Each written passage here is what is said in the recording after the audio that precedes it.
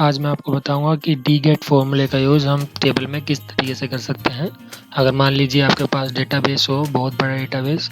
पहले मैं एक एग्जांपल लेता हूं, जैसे कि मान लीजिए अगर आपके पास आप एक स्टोर चलाते हैं और आपके पास डिफरेंट टाइप्स प्रोडक्ट है और आप चेक करना चाहते हैं कि कितने प्रोडक्ट स्टॉक में हैं, कितने की प्रोडक्ट सेल हो चुके हैं, कितने बचे हैं, तो डी गेट फॉर्मूला इसमें आपका बहुत यूज़ कर सकता है। तो एक तो उस तरीके से भी आप डी गेट का फॉर्मूला का यूज़ कर सकते हैं, तो उसी का सेम आप इस तरीके से भी यूज़ कर सकते हैं। जैसे कि मैंने इस टेबल में शो किया हुआ है, मैंने कुछ कैंडिडेट्स के नाम लिए हैं। मान लीजिए अगर वो कैंडिडेट टोटल कितने प्रोडक्ट सेल कर चुके हैं और कितने प्रोडक्ट उनके पास हैं, तो इसके लिए मैंने दो लिस्ट बनाई हुई हैं, दो उसमें कॉलम्स में। एक में मैंने बताया है कि उसने कितने प्रोडक्ट सेल कर चुके हैं, वो दूसरे में मैंने बताया है कि कितने प्रोडक्ट उनके पास हैं। इसी तरीके से सेम आप उस टेबल को बना सकते हैं कि कितने प्रोडक्ट आपके पास बचे हैं, कितने नहीं बचे हैं। बस यहाँ नेम्स की जगह उन प्रोडक्ट्स का नेम आ जाएगा और बाकी कितने बेच चुके हैं और कितने आपके पास बचे हैं वो आप इसमें लिख सकते हैं। तो चलिए फ्रेंड्स, अब डी गेट फॉर्मूले को स्टार्ट करते हैं। तो डी गेट फॉर्मूले के सबसे पहले तो आपको लेगा कुछ भी, मतलब फॉर्मूला स्टार्ट करने से पहले आपको इक्वल लगाना होता है, फिर डी और जी लगाएंगे तो आपके पास डी गेट का जो ऑफिशियल फॉर्मूले का जो आइकन है वो नीचे आ जाएगा। इस पर डबल क्लिक करेंगे तो आपका मेरे से ये तीन चीज़ मांग रहा है, डेटाबेस, फील्ड एंड क्राइटेरिया। तो फ्रेंड्स, डी गेट फॉर्मूले में डेटाबेस का मतलब आप समझ ही गए होंगे कि आपको पूरी टेबल सेलेक्ट करनी है। तो पूरी टेबल सेलेक्ट कर लेते हैं, उसके बाद कॉमा दबाएंगे। फिर ये मांग रहा है कि फील्ड का मतलब ये है कि आप किस प्रोडक्ट के बेस पर निकालना चाहते हैं। डी गेट मतलब कि कितने प्रोडक्ट बचे हैं, कितने नहीं बचे, तो किस कॉलम के लिए निकालना चाहते हैं। तो मैं जैसे कि अगर टोटल सेल प्रोडक्ट निकालूँ या नोट सेल प्रोडक्ट निकालूँ, तो मैं सबसे पहले टोटल सेल प्रोडक्ट देख लेता हूँ कि इन्होंने मतलब कितने प्रोडक्ट सेल किए हैं, कितने बचे हैं। तो मैं यहाँ पर टोटल सेल प्रोडक्ट को सिलेक्ट कर लूँगा, कोमा। अभी मुझे क्राइटेरिया पूछा है। क्राइटेरिया का मतलब ये है कि वो किसके बेसिस पे निकालना चाहता है, मतलब कि नेम में किस कैंडिडेट के बेसिस पे पता करना चाहता है कि उसने कितने प्रोडक्ट सेल किए हैं।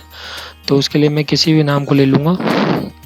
तो फ्रेंड्स, अब देखिए, आप अगर यहाँ से आप क्राइटेरिया डायरेक्ट लेंगे ना, जैसे कि नेम वाले फोल्डर में, मतलब नेम वाले जो कॉलम है उसमें अगर क्राइटेरिया में डायरेक्ट नेम ले लूँगा तो ये एरर दिखाएगा।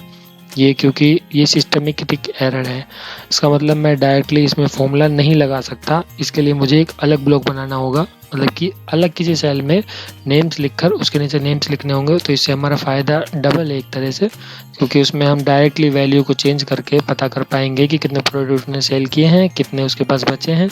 तो इसके लिए मैं क्या करूँगा, नेम वाले फॉल को यहाँ से कॉपी कर लूँगा कहीं पर भी, जैसे कि यहाँ पर। फ्रेंड्स, अब शुरू करते हैं। अब हम देखते हैं कि डी गेट का फॉर्मूला हम कैसे लगा सकते हैं बाहरी तरीके से। तो इसके लिए मैं क्या करूँगा, यहाँ से नेम को सेलेक्ट कर लूँगा, कॉपी, क्योंकि वो डायरेक्टली उसमें नहीं लग सकता, इसीलिए मुझे अलग से लेना पड़ेगा ये। और इसमें मैं किसी का भी नेम ले लेता हूँ जिसका मुझे डी गेट फॉर्मूला निकालना है। तो मैं यहाँ से सोनू ले लेता हूँ। मान लीजिए मुझे इसके नेम के लिए निकालना है कि कितने इसने प्रोडक्ट सेल किए और कितने इसने प्रोडक्ट जो है नहीं सेल किए, कितने इसके पास है। तो मैं अलग किसी ब्लॉक में सेल प्रोडक्ट वाला पार्ट भी ले लेता हूँ, जैसे कि मैं इसमें ले लेता हूँ। मैंने इसमें सेल प्रोडक्ट वाला पार्ट ले लिया, इसको थोड़ा सा चौड़ा कर देंगे और इसको वापस से उसी आकार में लाने के लिए ले लेते हैं ऊपर। ठीक है फ्रेंड्स, ये हो जाएगा। इसके बाद अब हम क्या करेंगे, डी गेट का फॉर्मूला लगाते हैं टोटल सेल प्रोडक्ट के नीचे। तो इक्वल दबाएंगे, डी जी दबाएंगे तो डी गेट का फॉर्मूले का आइकन आ जाएगा। डबल क्लिक करने के बाद टेबल सेलेक्ट कर लेंगे। टेबल सेलेक्ट करने के बाद ये फील्ड मांग रहा है। फील्ड मतलब कि वो पार्ट जिसमें कि आपको कुछ चीज़ें बताना है कि वो चीज़ है कितनी नहीं है। तो मुझे टोटल सेल प्रोडक्ट निकालने हैं कैंडिडेट के, तो मैं टोटल सेल प्रोडक्ट वाले जो फील्ड है उसको चूज़ कर लूँगा। सिर्फ इसको चूज़ करना है, चाहे तो आप कॉलम नंबर भी ले सकते हैं, जैसे कि ए का 1 है, बी का 2 है, तो इसी प्रकार डी का भी 4 होगा।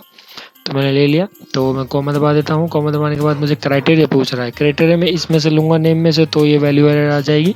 इसके लिए मैंने बाहरी किसी को चूज़ किया है, तो मैं नेम और जो मैंने नाम लिखा है उसको और नेम वाले पार्ट को, सेल को सेलेक्ट कर लूँगा और एंटर दबा देता हूँ। ठीक है फ्रेंड्स, यहाँ 65 आ गया। 65 का मतलब ये है कि टोटल सेल प्रोडक्ट क्या है उसके, सोनू के टोटल सेल प्रोडक्ट क्या है, 65। देखिए इसमें ये आ गया। इसी के बेसिस पे अगर मैं एक और ब्लॉक लूँ, जैसे कि मैं इसको लूँ नोट सेल ब्लॉक को, और यहाँ पर बना लेते हैं, इसको पेस्ट कर देता हूँ एडजस्ट कर देते हैं। अब यहाँ पर भी डी गेट का फॉर्मूला लगा लेते हैं, डी जी गेट। इसके बाद मैं डेटाबेस चूज़ कर लेता हूँ, कॉमा फील्ड चूज़ करेंगे, हम उस वाले फील्ड को चूज़ करेंगे जिसमें हम जिस कॉलम में हमें देखना है कि वो वैल्यू वहाँ पर है या नहीं।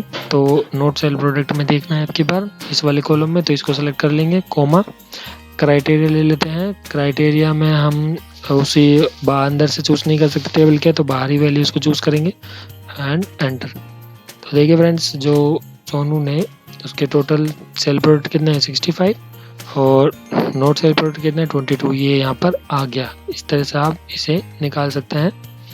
अगर आप चाहें तो आप इसका ये भी फ़ायदा है कि बाहर इसको लेने का, कि अगर यहाँ से आप वैल्यू चेंज करेंगे तो पता लग जाएगा आपको कि टोटल सेल प्रोडक्ट उसने कितने किए और कितने उसके पास बचे हैं। इस तरीके से आप ये भी पता कर सकते हैं कि टोटल आपके प्रोडक्ट आपके पास कितने हैं कितने नहीं हैं, नेम वाले पार्ट में अपने प्रोडक्ट नेम को लिखकर।